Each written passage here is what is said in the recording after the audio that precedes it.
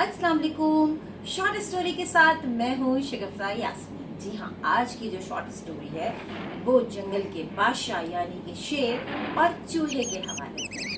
कहानी तो मैं जरूर सुनाऊंगी, लेकिन इससे पहले अगर आप मेरे चैनल पर नए हैं तो मेरे चैनल को सब्सक्राइब जरूर कीजिए। सेगमेंट अच्छा लगता है लाइक कीजिए।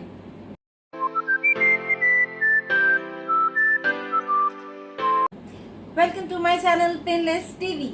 जी हाँ, अब हम स्टोरी शुरू करते हैं।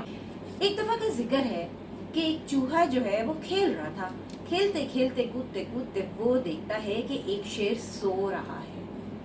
वो उस मौके से फायदा उठाता है और चुपके से शेर के बालों में जाके खेलना शुरू कर देता है। जैसे ही वो शेर के बालों से खेलता है, थोड़ी देर में शेर जो है वो उठ जाता है और उठने के बाद उसे बहुत गुस्सा आता है और वो चूहे को पकड़ लेता है। चूहा बड़ा परेशान होता है। चूहा रोता है, मिन्नतें करता है कि जंगल के बादशाह मुझे छोड़ दो, मैं तो खेल रहा था, मैं तो मजाक कर रहा था। लेकिन शेर उसे कहता है कि तुमने मेरी नींद खराब की, मैं तुम्हें नहीं छोड़ूंगा। फिर जब चूहा बहुत मिन्नतें करता है तो जंगल के बादशाह को उस पर रहम आ जाता है। वो कहता है अच्छा चलो ठीक है, तुम भी क्या याद करोगे, तुम्हें मैंने छोड़ दिया।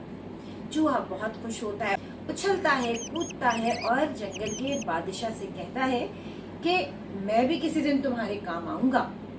आप सबको पता है कि चूहा बेचारा छोटा सा और जंगल का बादशाह यानी शेर इतना बड़ा। उसे बड़ी हंसी आती है कि ये क्या मेरी मदद करेगा। शेर उसे हंस के देखता है और कहता है जाओ जाओ चलो कोई बात नहीं। चूहा चला जाता है।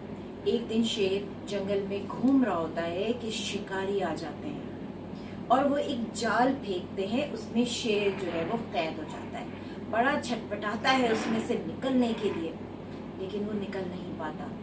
इतने में वो चूहा कहीं से आ जाता है जिसको शेर ने छोड़ दिया होता है।